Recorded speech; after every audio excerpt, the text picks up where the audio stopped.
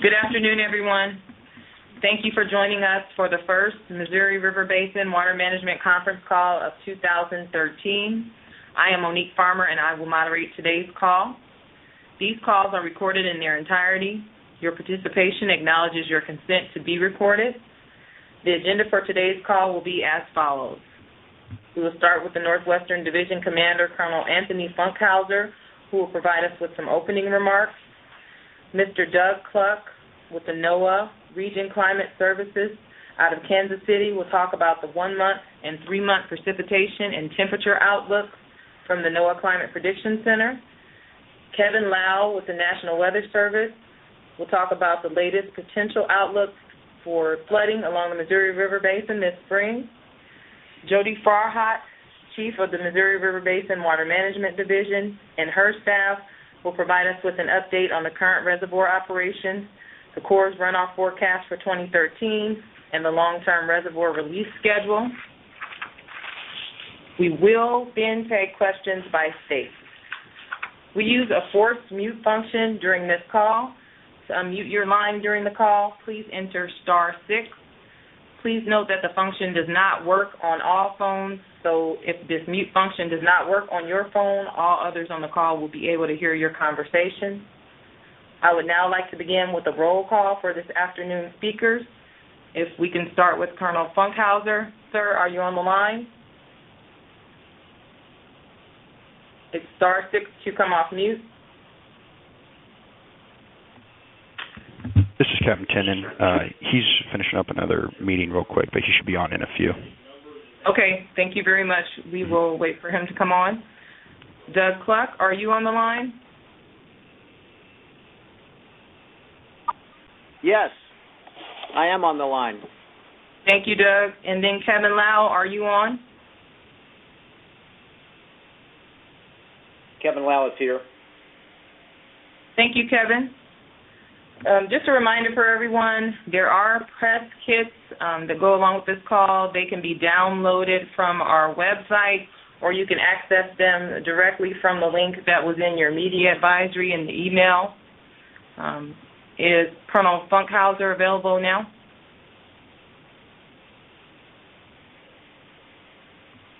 No, he's still in the other meeting. Okay, we will just go ahead and get started with Doug Cluck, who will provide us with the basin conditions and a report of the basin conditions and the 1 to 3 month precipitation and temperature outlooks, and then we'll check back to find out if Colonel Funkhauser is available. Doug, if you'd like to begin. Sure, thank you very much.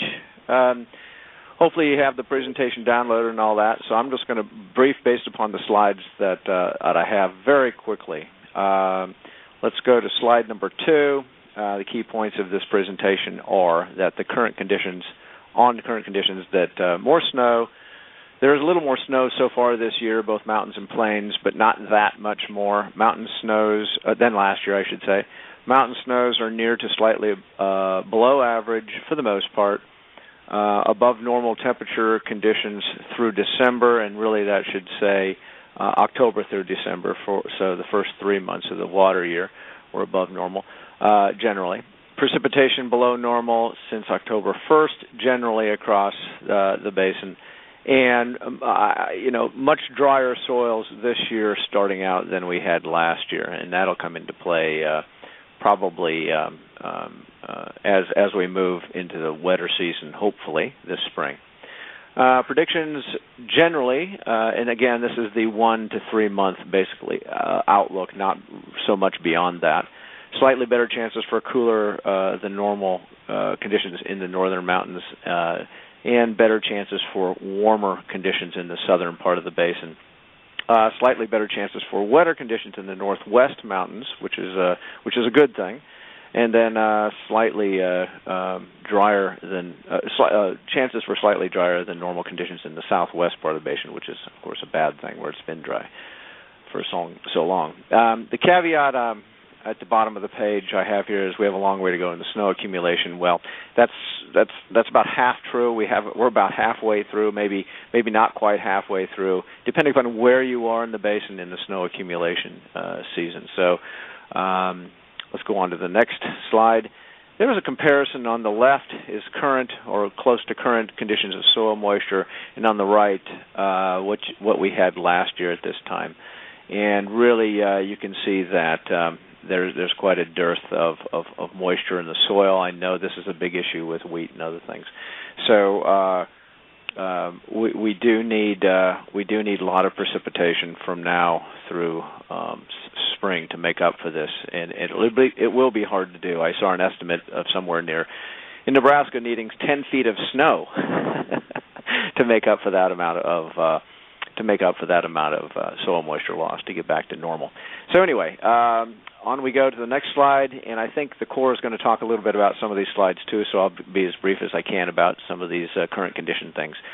There you can see on the left is the current snow condition overall in the west. It looks somewhat better than it did last year at this time in the Missouri Basin. It's slightly better than it was at this point last year. Moving on to the next slide, which is the Northern Basin snow water equivalent comparison. Last year on the bottom, you see that we virtually had no snow in the plains and some in the mountains. This year we have some snow on the plains, but I believe that snow cover is not extremely deep and significant at this time, and soil moisture will take care of a lot of that if it doesn't run off. The next slide is the percent of normal precipitation. And this is since the beginning of the water year, which is October 1st through basically a day or two ago. And you can see in the red, actually everything that is yellow or trending towards red is drier than normal, with heavier amounts or above normal amounts in North Dakota and northeastern Montana. So that's good for those folks. Departure from normal temperatures for the last full 3 months, basically October through December. You see that we are trending towards slightly above normal across most of the basin, below normal far to the north. Climate outlooks, going to the first picture of that across North America, you see the temperature and precipitation probabilities for the next 2 weeks, actually not for the next 2 weeks, but week 2 in the next 2 weeks, is for much below normal temperatures, a probability of very, very high chance of below normal temperatures across most of the basin centered in Wyoming and Colorado. That's probably not bad news, especially when you look over at the precipitation map on the right. It is calling for much higher precipitation chances in Montana, portions of Montana, South Dakota, in that area, and basically above normal precipitation across the Central Plains as well. So that's the weekly outlook. If you go to the next slide, which is the January temperature and precipitation probabilities, you'll see that the general idea here is for the eastern 2/3 or 3/4 of the U.S. to be generally above normal, calling for chances for above normal temperatures. And if you look at the precipitation, again, there is some hope there in terms of Montana and North Dakota in terms of chances for above normal precipitation across the basin. The rest of the basin, pretty much, except for maybe a very small portion of Colorado, is equal chances of above, below, and near normal. When we switch over to the 3-month temperature, precipitation, and temperature outlook, probabilities, I should say, again, you see the below normal temperatures across the northern part of the basin. Chances for below normal temperatures are a little higher there, and above normal chances for temperature across most of the southern part of the basin, and of course equal chances in between. In terms of precipitation, again, Montana, maybe a little portion of Wyoming have chances for above normal precipitation, which is a good thing, and then southwest part of the basin, slightly below normal chances of precipitation there. So, not strong indicators in either temperature or precipitation, but what there is, you can see. There are chances for above normal snows in the mountains in Montana and such. Pretty close to the end here. Drought update. You can see on the left picture, I didn't include the whole U.S., but generally the darkest darkest coloring there is where the drought is worse, and in fact, that's the D4 level. That's as bad as you can get in terms of the drought monitor. Some easing of the drought up north, where we've seen above normal precipitation. That's all good and positive, and it reflects somewhat in the drought outlook for the next 3 months that go through the end of March. However, they are saying, I guess we are saying that we don't really expect a huge amount of improvement in the heart, sort of in South Dakota, North Dakota, Wyoming, Colorado, Kansas, for that matter, in the next 3 months either. So that's not all great news there. Finally, I'll go to the thank you slide, and basically we have these monthly webinars every month. If you want to partake in those, feel free to sign up or send me an email, and I'll get you the information to sign up for these. Thank you very much. Thank you very much, Doug. We will now move on to Kevin Lau with the National Weather Service, Missouri Basin River Forecast Center. Kevin will talk about the latest potential outlook for flooding along the Missouri River Basin this spring.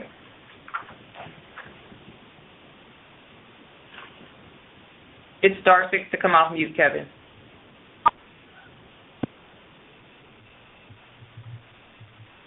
Kevin, are you there? Can you hear me now, Monique? Yes. Okay, sorry about that. Too many buttons. Thank you. Again, my name is Kevin Lau. I am with the Missouri Basin River Forecast Center in Kansas City. Preliminary stream flow projections by the National Weather Service indicate lower than normal chances for flooding across much of the Missouri River Basin in 2013. Below average stream flow conditions in the fall, lower than normal fall rains, current soil moisture conditions, and the lack of appreciable plain snowpack all point to a diminished risk for significant flooding due to plain snowmelt in 2013. This does not mean that the chance of flooding is non-existent. Convection drives flooding in the lower basin, and as we saw last spring, flooding can occur even under drier than normal soil conditions.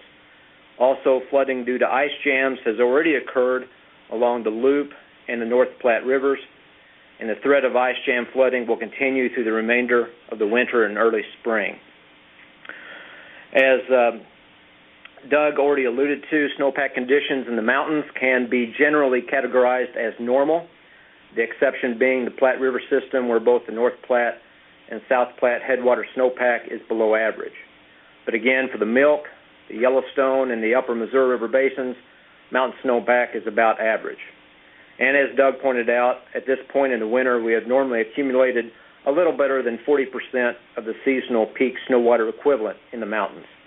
And so it's still relatively early in the accumulation season, and conditions can change.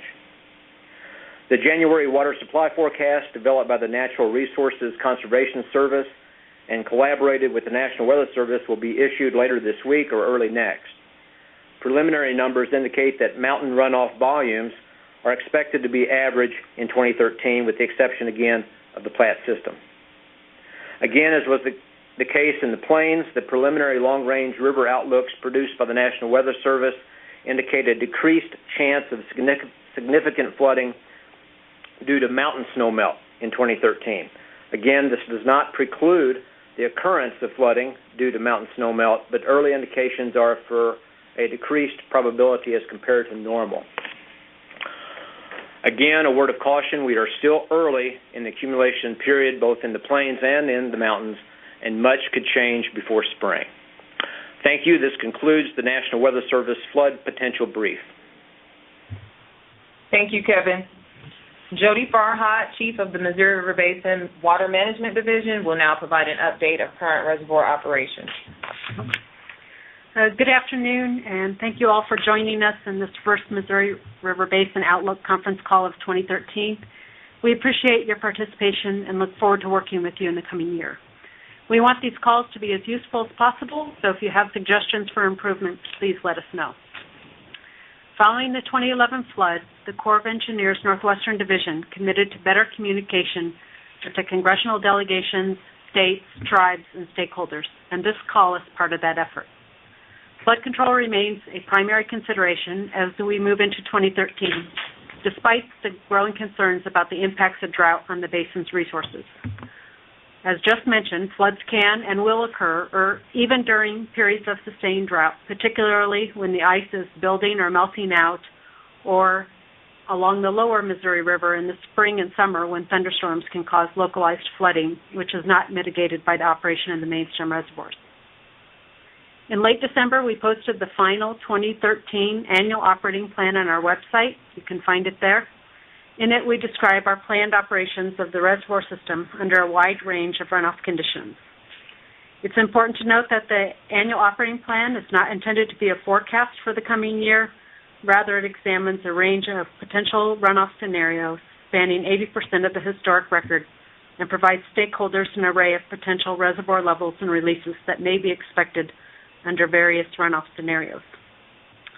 The annual operating plan also indicates how the reservoir system will be regulated to serve all 8 congressionally authorized project purposes, to fulfill our responsibility to the tribes, and how we intend to comply with environmental laws, including the Endangered Species Act. In contrast, the real-time regulation of the reservoir system is done using the best available hydrologic and climatic data. It is adjusted in real time in response to changing conditions on the ground. Each month, and more frequently if needed, we produce updated runoff and reservoir regulation forecasts. Late last week, we posted the January runoff and reservoir regulation forecast on our website, and this afternoon we'll put out a press release covering much of the same information we're covering on the call today. Now I'll ask 2 of the senior engineers in my office to describe the details of these studies. We'll begin with Kevin Stamm, who will discuss the updated 2013 runoff forecast, and he will be followed by Mike Swenson, who will discuss the planned reservoir regulation. Go ahead, Kevin. Thank you, Jody.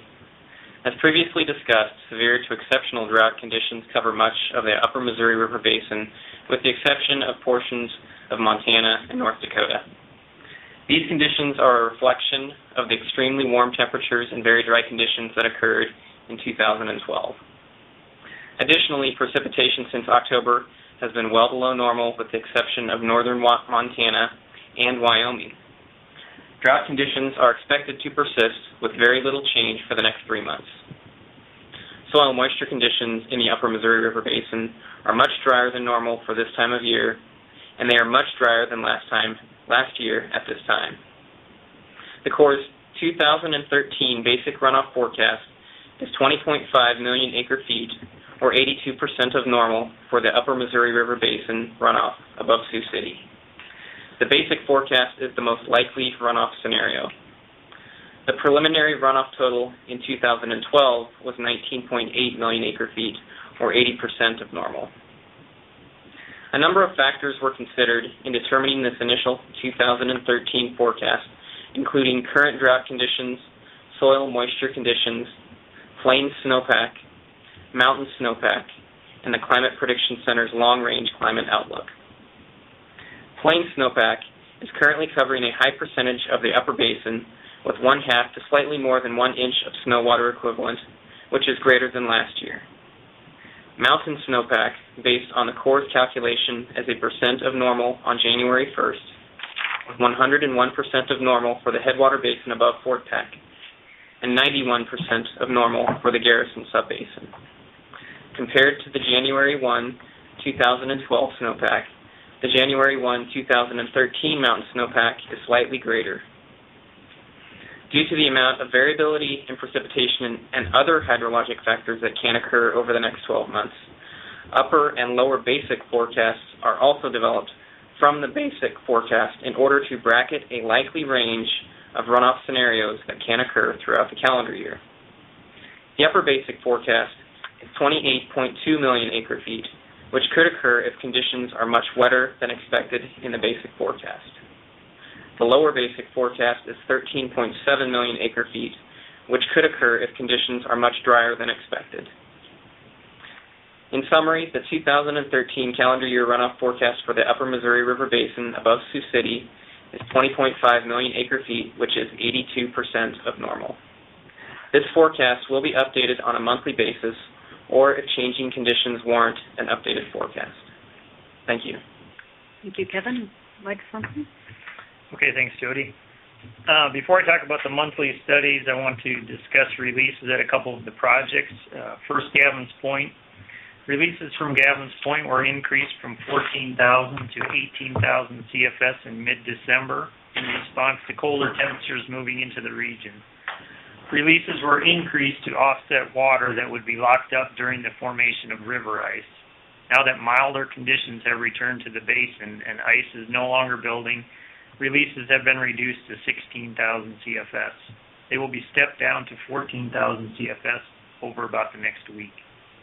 To conserve water in the reservoir system, our goal is to keep Gavin's Point releases as low as possible while serving the needs of the water intakes on the lower river.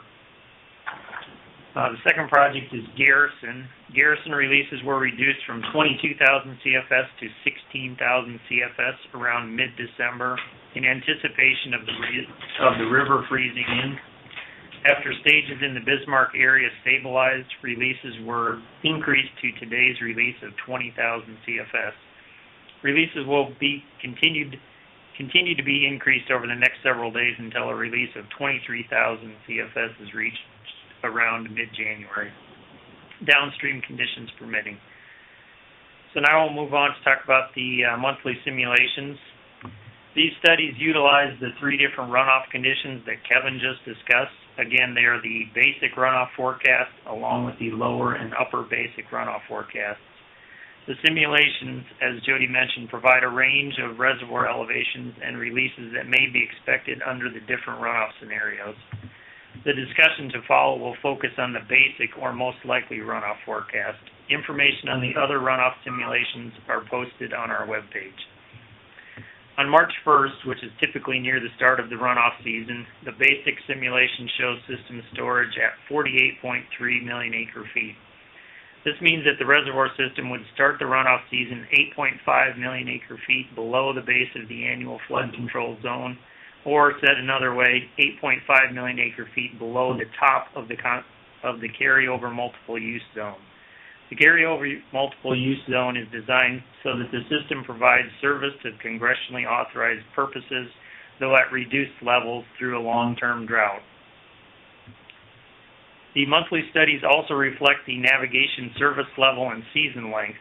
The service level is used to determine releases from Gavin's Point Dam to support navigation and to help provide an 8 to 9 foot deep navigation channel downstream. The navigation service level at the start of the navigation season is based on the March 15th system storage. Under the basic simulation, we would be providing minimum service flow support to navigation for the first part of the navigation season. Flows for this level of service are designed to provide an 8 feet deep by 200 feet wide navigation channel and would require Gavin's Point monthly average releases ranging from approximately 20,000 to 28,000 CFS. The service level for the remainder of the navigation season and the navigation season length are based on the July 1st system storage. Under the basic forecast, flow support for navigation would increase slightly after the July 1st storage check, and a full eight-month navigation season would be provided. If the drought deepens, the navigation season could be shortened by as much as 28 days. An additional note on the monthly studies regarding spring pulses from Gavin's Point Dam. March and May spring pulses will not be implemented in 2013.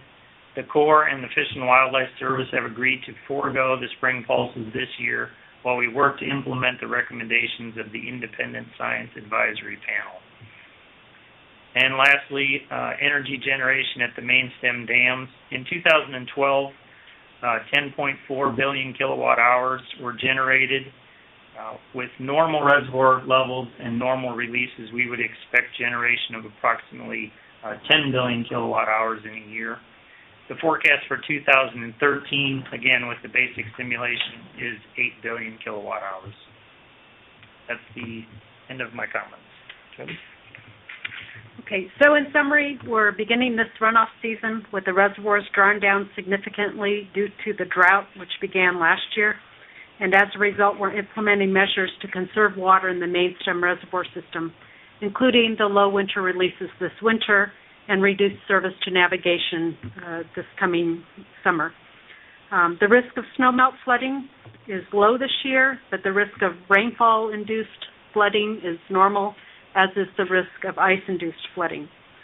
We will continue to monitor the conditions in the basin closely and will make any necessary release adjustments as the spring unfolds. That concludes my remarks. Over to you, Monique. Thank you, Jody, Kevin, and Mike. I would now like to do a check to find out if Colonel Funkhauser is on the line and would like to make closing remarks before we move into questions. Hey, Monique, it's Colonel Funkhauser. Can you hear me all right? Yes, sir. Hey, I apologize I wasn't available earlier. I was in another meeting. But I just wanted to tell everybody hello and Happy New Year and introduce myself for those that I haven't met out there. But I just want to start off by thanking everybody for calling in and participating on this meeting that we've kind of had, I guess, started since last year. And the feedback I've got has been very positive across the board that this is something that we should be doing. So I want to make sure that we continue doing it, continue the dialogue and discussion, and look forward to participation. If there's any questions, I think we should be able to address those as well. So that said, look forward to working with everybody and continuing on with these public session dialogues. So that's all I have, Monique. Thanks. Thank you, sir. Just a few reminders for everyone. The press kit is available via the link that you received in your media advisory, or you can access it from our website. Also, the slides that Doug Cluck presented on the 1 to 3 month precipitation and temperature outlook, they can be found in the press kit. These calls are recorded in their entirety, and they can be retrieved by no later than close of business today. There was also a link in your press kit to directly access those. And we will now field questions by state for the Corps, for Doug Cluck, and for Kevin Lau. Starting with the state of Montana, Congressional delegation members, tribes, state officials, local government, or press.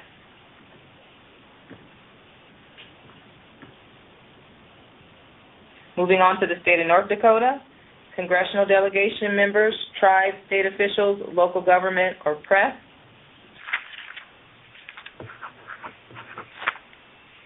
State of South Dakota. Hi, Monique. I'm sorry. Monique, hey, this is Mike Hammock, representing Senator Hovind's office from North Dakota. Can you hear me? Yes, I can hear you fine, Mike. Hey, my one question is for Jody. Is there a roll-up of the numbers that were provided by the engineers, the runoff numbers and the release numbers for the dams? Yes, Mike. We're going to be putting out a press release here shortly after the call, and that will include all the numbers that we discussed here. Okay. And if you have any additional questions, just give our office a call, and we'd be happy to provide you that. Okay, thank you. That's my only question. Okay. Thank you, Mike. Just a reminder for everyone also that you press star 6 to come off mute so that we can hear you. Moving on to the state of South Dakota. Bruce Engelhardt. I'm sorry, who's speaking? This is Bruce Engelhardt with the North Dakota State Water Commission. Hi, Bruce. Could you spell your last name for me, please? Engelhardt. Okay, and you were with the state? The North Dakota State Water Commission. Sure. Go ahead with your question. Okay. The Corps had mentioned that they were going to be coming down to 14,000 at Gavin's Point, and to try and get as low as they can was still serving the water supply on the lower river. Are you going to be able to go below the 14,000, or is that going to be as low as you go this winter? Good question, Bruce. This is Jody Farhat. In accordance with the master manual, we try to keep the releases as low as possible as a drought conservation measure. And according to the criteria in the master manual, we were striving for a 12,000 release this winter. However, there is a caveat that says that we'll serve the needs of the downstream water intakes to the extent reasonably possible. And as you know, up in your area as well as on the lower river, there have been many changes to the river channel as a result of the 2011 flood. And so as we came down this fall off our navigation flows to the winter releases, we did that gradually so that we could make sure that all the water intakes would remain online. And what we found working with the water intake owners is that when we got to about 14,000 CFS, that was as low as they were able to operate. Gave them very little clearance on their intakes, and I think we have 3 or 4 intakes that are really virtually on the edge. So we're going to hold 14,000 as our minimum this winter unless we see some good tributary inflows, and then we will expect that those intake operators will make adjustments to their intakes over the coming year so that in future years, beginning next winter, they will be able to function at the 12,000 release rate. It's not an issue of there not being enough water in the river. There's an access issue at their location. And so, as they've done in the past, some of them will have to make adjustments to their intake to maintain access at this lower release rate. Okay, thanks. You're welcome. Thank you, Mike. I'm sorry, Bruce. Any additional questions with the state of North Dakota? Congressional delegation members, tribes, state officials, local government, or press? Okay, we will move on to the state of South Dakota. Congressional delegation members, tribes, state officials, local government, or press? Hi, this is KCCR, Tony Mangan from KCCR in Pierre. Taking a look at, how are you, Monique? Regarding the Lake Oahe and the Oahe Dam, people are getting a little concerned about the low waters, especially if it continues and as far as boat ramps and you know, those type of things. Is that something people should start to be worried about now? Or do you see anything that would indicate that things could get better in the next 2 or 3 months? Tony, this is Jody. Thank you for your question. We do anticipate that that we aren't going to see any significant recovery in the reservoir level between now and spring. This time of year, we don't generally see the reservoirs change that much. However, I do believe that Oahe should be, here's the monthly study, I'm sorry, I'm looking for it. Oahe should drift up potentially a couple feet over the next couple months. And then as we move into next year, under our basic forecast, we see the reservoir peaking out about 6 or so feet higher than it is today, which is still drawn down pretty significantly. It'd still be almost 10 feet below the desired level at that point. So, drought is a concern, and if the drought would deepen or the snow would come in lower than what we're currently seeing, we could see even lower reservoir elevations. But I think it's important to point out that historically, as recently as the 2000 to 2007 drought, we've been much lower than we are today. Currently, we're at elevation 1593 and a half, and we've been down as low as 1570. So that's 23 feet lower than we are today. And many of the adjustments that were made to things like boat ramps and water intakes during that previous drought are still there and able to function if we do go into another period of low water. So they may have to start using some of the low water boat ramps and make some adjustments. But, the basin really did come together and respond well during this past drought to, try to maintain access. So, I think we're still good for this year. The question is, how long will the drought persist and then how do we adapt as we move into it? And Jody, just a quick follow-up then. From a standpoint of I know in past droughts you've tried to hold as much water in the upper reservoirs as long as you could for like the spring, the fish spawn, that type of thing. Is that still a plan for this year as well? Right.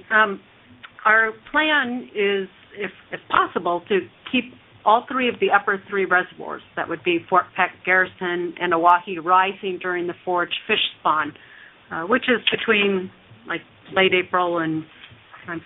between April and early June. Now, in our draft annual operating plan, we had indicated that it would be Garrison's turn to rise this year if runoff was not sufficient to keep all three rising.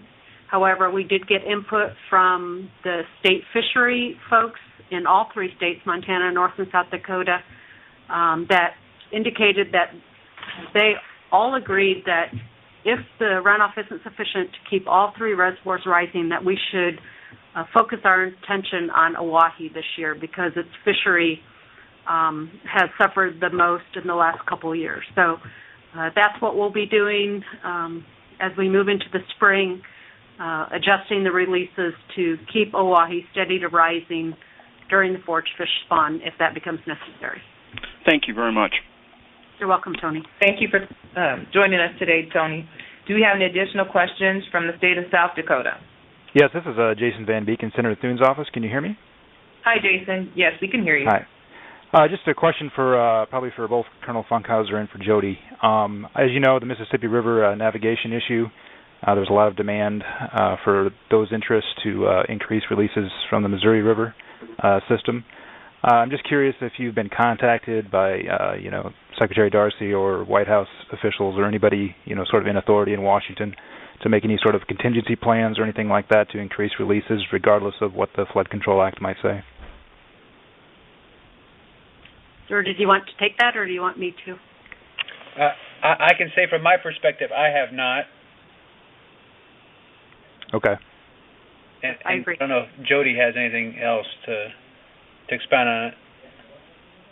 No, we have not been directed to do anything other than to operate in accordance with our plan and our authority. Okay, thank you. Do we have any additional questions from the state of South Dakota?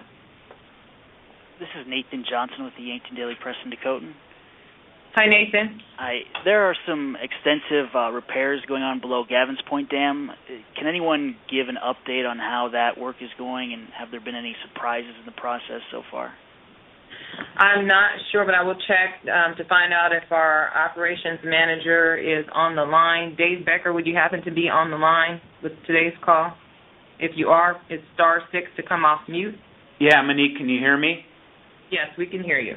Yeah, Nathan, that work is going really pretty well. The rock work on the north side of the river there, replacing that riprap, is about 50% done. So that rock work there anyway. And also right now, Nathan, they are removing in the order of about 4,000 ton of debris on the spillway slab, and they're just really getting a good start at that. But they want to have that done by the end of February, take advantage of this good weather that we're getting. And so I think they're going to have to speed up on that a little bit from what I understand to try and get that done by the end of February.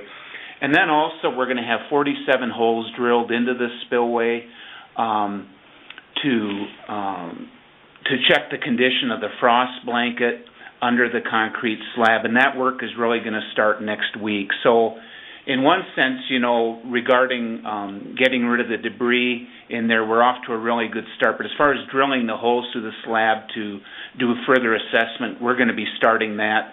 And then also a little further down the road, they are going to be filling a couple of the voids under the concrete slab. But really the lion's share of this work, I believe they want to get done by middle of March. No big surprises at this point in time. Thank you. You bet. Thank you, Nathan, and thank you, Dave.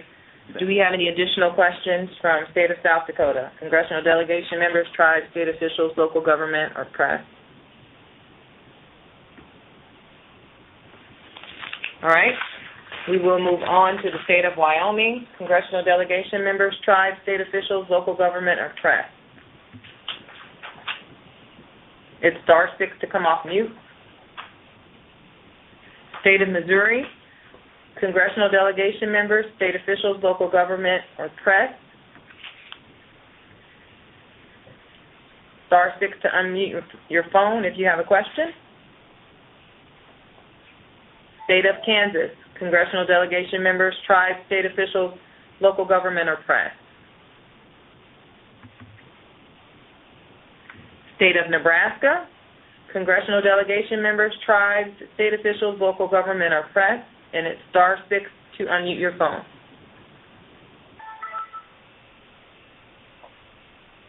Moving to the state of Iowa, do you have any questions from congressional delegation members, state officials? I'm sorry? This is Darrell with Senator Johan's office from Nebraska. Hi, I'm sorry, you said your name is John and your last name? This is Darrell Pedani. I'm with Senator Johan's office Okay. from Nebraska. Question? I'm looking for some clarification on the electrical generation at Gavin's Point. Had some background noise. I understand that the number is going to be reduced. Is that correct?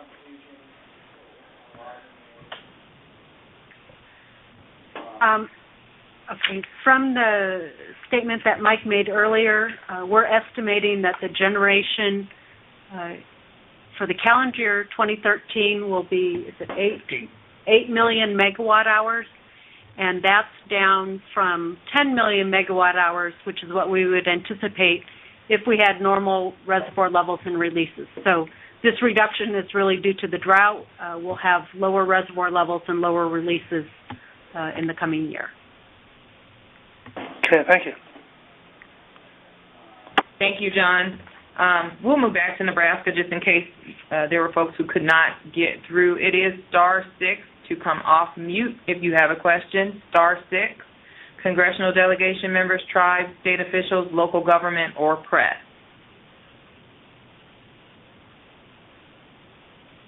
Okay, and with that, we'll go back to the state of Iowa. Do we have any questions from any congressional delegation members with the state of Iowa, state officials, local government, or press? Do we have any national press on today's call?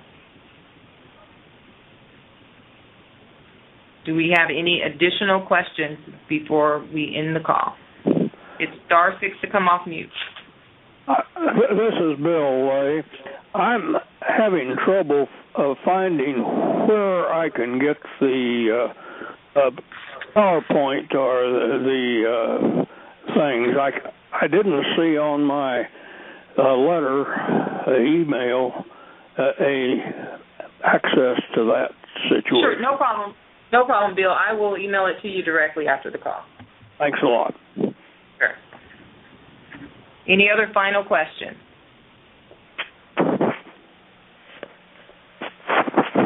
This is Randy Asbury. If I could get a copy of that link, too, I would appreciate it. I'm sorry, your name? Randy Asbury. Okay, yes, we will make sure you get that. Thank you. Any final questions before we end today's call? *6 to come off mute. Okay, we will host our... With reclamation, I need a copy of that as well. Your name, please? Ray, R-A-E, Olson, with reclamation. Ray Olson. We will take care of you. Thank you.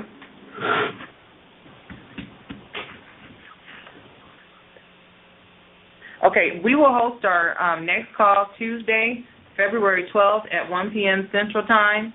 An updated media advisory will be distributed as a reminder in advance of the call. And then also just to remind you all, for today's call, the links are at the very bottom of the media advisory. So if you want to peruse that media advisory to check the links for where to get the audio and where to access the press kit, it's at the very bottom. I would like to thank you all for joining us again this afternoon and participating in today's call, and we are now adjourned.